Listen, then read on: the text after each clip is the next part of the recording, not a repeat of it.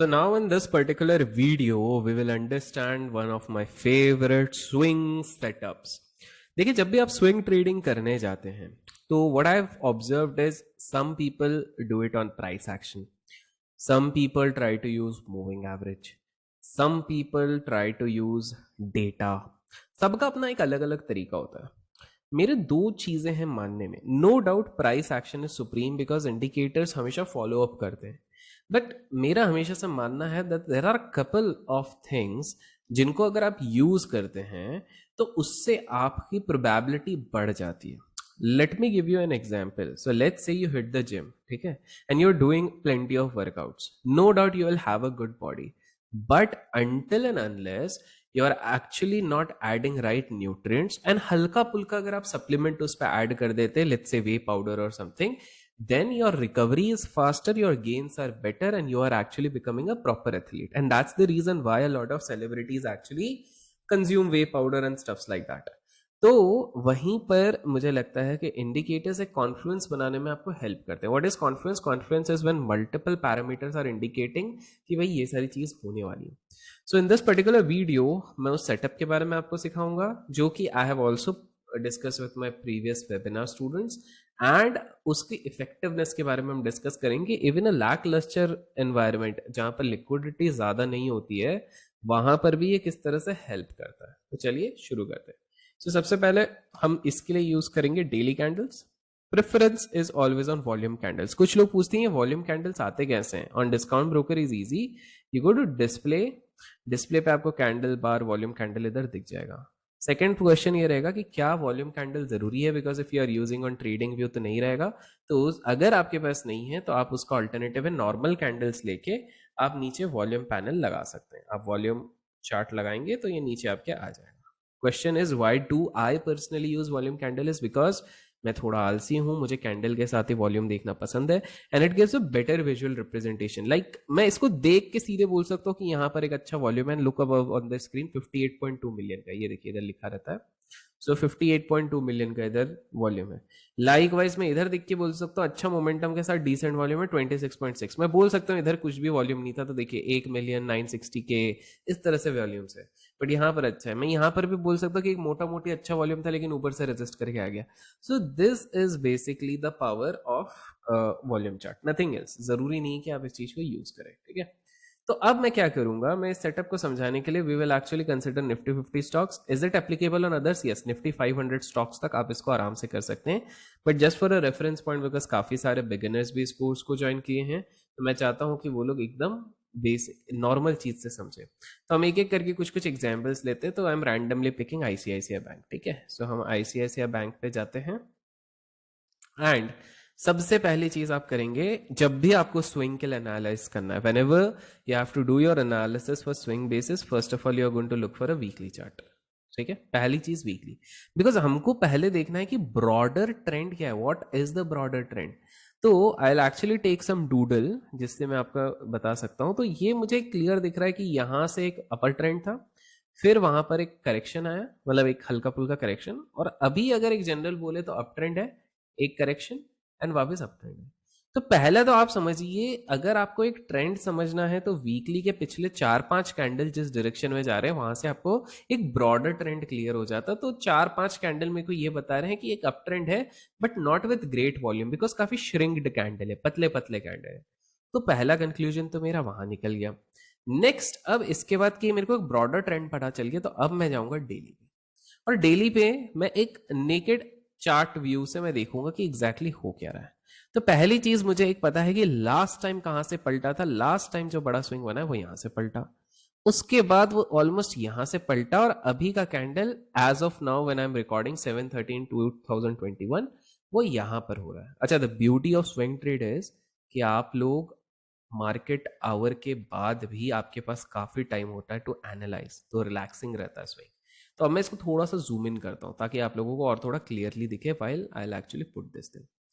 So it is no brainer for me to understand that ये एकदम अपने एक माइल्ड रेजिस्टेंस के पास पहुंच चुका है. यहाँ पे देखिए, ठीक है. पर हमने जो बात करी है हमेशा से, if you look into further into the course, हम हमेशा जोन की बात करते हैं. तो अभी जो हमारा एक जोन बनता है वो ये बनता है। अब आप सोचोगे जोन कैसे बना, कोई हार्ड एंड फास्ट रूल नहीं है। आपको रेजिस्टेंस पॉइंट, एक रेजिस्टेंस जोन, जैसे यहां पर रेजिस्ट किया, यहां पे रेजिस्ट किया, यहां पे किया, आपको देखना है थोड़ा श्रिंक करके, थोड़ा बड़ा करके कि लेटेस्ट सबसे ज्यादा टचेस कहां पर हो रहे हैं। You don't have to do a lot of mumbo jumbo. Latest high point पे टचेस कहां पर हो रहे हैं और उसका विक, जो एक्सट्रीम विक गया है, वो कहां तक है। तो पहला कंक्लूजन तो मेरा यहां पे निकलता है कि as long as ICICI is not closing above 680, तो मैं थोड़ा कॉशियस रहूंगा। मतलब ये एक अपने रेजिस्टेंस जोन के पास पहुंच रहा है, 664 से लेके 679 तक एक रेंज है। लेकिन मेरा ये भी है कि अगर ये एक दो कैंडल 679 680 के ऊपर रह गया, या जिस दिन ये 680 को अगर तोड़ता है, तो there could be a good amount of volume buying happening over there. तो पहला कंक्लूजन तो निकाल दिया। Should I actually buy plainly on this? नहीं। अब हम यूज करेंगे हमारा disaster setup.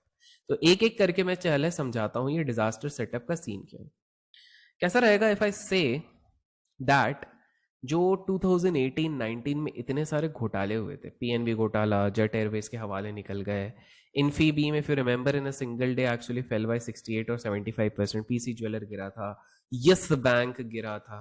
Now how would it sound if I say that all of these bigger moves you could have easily predicted in advance?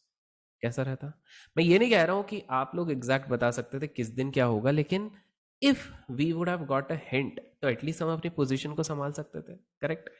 सो उसी के लिए I always prefer to use, and this is something which I have taught right from the beginning, and I strongly believe, और मैं बताऊंगा क्यों use करता हूं। I use a moving average जिसपे हम जाते हैं exponential, and I use 40 day का मूविंग एवरेज अलॉन्ग विथ, इसको हम कलर चेंज कर देंगे। तो हमने पहली चीज क्या की, पहले एक बहुत ही प्रिलिमिनरी प्राइस एक्शन एनालिसिस करी, जिससे कि हमने पता किया कि भाई एग्जैक्टली हो क्या रहा है, और उसके बाद हमने एक मूविंग एवरेज डाला। अब 40 क्यों डाला, 50 क्यों नहीं, 70 क्यों नहीं? उसका सिंपल सा एक आंसर है। पहले आप इस हिसाब से सोचिए, just think from this perspective. You all have heard 50 day, 100 day, 200 day moving average is something which almost everyone use. Agree, agree. अब मुझे एक बात बताओ, बड़े लोग पैसे कब बनाते हैं? All this big people, when do they make money? Obviously when you guys fail to make money, that is the time when they make money. जब हम लोग गवाते हैं, रिटेल, हम जैसे रिटेल गवाते हैं, तब वो कमाते हैं। और इसका मतलब ये है कि 95% टाइम रिटेल गलत होता है और वो सही होता है। सो डोंट यू थिंक जो किताब आपने पढ़ी है, जो एक्शन आप देख रहे हो, जो 50, 100, 200 डे मूविंग एवरेज आप यूज करो, वो उनको ऑलरेडी पता होगा। So don't you think they would be in a better position to reverse that from that candle? Because हमने हमेशा से सुना है कि बड़े लोग वो चीज नहीं करते हैं जो हर कोई कर रहा है। थिंक लॉजिकली, हम लोग कभी लॉजिकली इस चीज को नहीं सोचते। तो ऑब्वियस सी बात है कि हर कोई जो यूज कर रहा है वो ये है। दूसरी चीज है, a 40-day exponential moving average has a swiftness of 50-day moving average and the slowness of 20-day moving average। मतलब चीते की चाल और बाज की नजर दोनों इसके पास है। तो अब आपका सवाल होगा कि why not 35-day exponential moving average? Why not 30-day moving average? Because the answer is very simple, my dear friend. When you are using this sort of moving average, तो I have actually tested it कि अगर आप bonus, splits और mega event days हटा देते हो, तो over a period of 6 to 7 years this gives you a decent accuracy of more than 80 to 90%। तो अगर आप मेगा इवेंट्स हटा देते हो, आउटलायर इवेंट्स हटा देते हो, तो this is definitely going to give you good results of alert. क्या हम इसके बेसिस पे ट्रेड लेंगे? काफी सारे लोग मूविंग एवरेजेस के बेसिस पे ट्रेड लेंगे। नहीं, ये हमारा सप्लीमेंट है, ये हमारा अलर्ट सिग्नल है। कैसे? चलिए पहले एक चीज देखते हैं। जहां जहां घोटाले हुए थे 18 और 19 के, वहां पे चलते हैं। पीएनबी, नो वन न्यू कि इस तरह का इतना बड़ा घोटाला हुआ है, but let me show you the charts. बहुत ही भारी बिकवाली एंड ओके। तो यहां पर आप ध्यान से देखिए, ये ब्रेकडाउन शुरू हुआ, एंड दिस इज प्रिसाइजली जब नीरव मोदी जी की न्यूज आने लग गई थी 140 के आसपास, बट गिनना पहले से शुरू हुआ। Then this and it kept on going down. My obvious question is, अगर आप लोगों को पहले से पता होता कि इधर कुछ गड़बड़ी है तो कैसा रहता? So now ask your self, ठीक है मैं सब बताऊंगा कि इधर भी ब्रेकडाउन दिया, इधर भी ब्रेकडाउन दिया, I will explain you everything, but give me a reason which exit in case you are buying something. अगर आपने होल्ड करके रखा था, इसमें से आपके लिए बेटर कौन सा होता? आई रिपीट, अगर आप लोगों ने ये बाय करा होता, अगर आप लोगों ने इस चीज को बाय किया होता, तो आपके हिसाब से कौन सा बेटर होता exit? The exit at 180 was better और द एग्जिट अराउंड 74 या फॉर दैट मैटर तो बहुत ही नीचे गया था. ऑब्वियसली ऊपर वाला एग्जिट बेटर रहेगा. तो रुकिए, अभी आप जंप मत कीजिए कंक्लूजन, पहले सारी चीज देख लीजिए. Let's take an example of Yes Bank. ठीक है, तो यस बैंक की जब बात करता हूं तो जो राणा जी वाला कैंडल होना शुरू हुआ था, that actually happened this thing. Look at this thing, a big gap down, and gap down के दिन वो 213 से 213 से it reached around 165. My obvious question to you is an exit around 254 was better or currently it is quoting at single digit. Obviously 254. I know you will see कि sir इधर भी दिया था, इधर भी दिया था, फिर ऊपर गया था. Don't worry, don't jump into conclusions. Let me explain you a few things. Infibeam. Infibeam was a classic case study जहां अचानक से गिरा था and people said कि हमारे पास तो कोई indication ही नहीं था, पता कैसे चलता. This is where the gap down happened. My first question is, exit around 190 was better or 26 and for that matter single digit? Obviously jet Airways, if you remember हमारे हिंदी यूट्यूब चैनल पे एक price action का जो video था उसमें हमने 300 something something पे already बोल दिया था. After that the news actually started coming in about the company getting into the bankrupt zone. Now tell me one thing, an exit around 735 or for that matter 700 or 685 was better or the current prices? Now अब आप लोग सोच रहे होगे कि sir बताने की कोशिश क्या कर रहे हो, what are you exactly trying to explain. Even Tata Motors के जब बुरे दिन चल रहे थे, आजकल तो सब अच्छी बातें कर रहे हैं.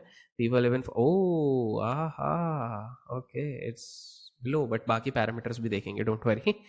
सो आप देखोगे कि ये देखो क्वार्टर का रिजल्ट बेकार आया एंड पीपल वर पैनिक. 206 से 170, इट्स डबल डिजिट तक गया था.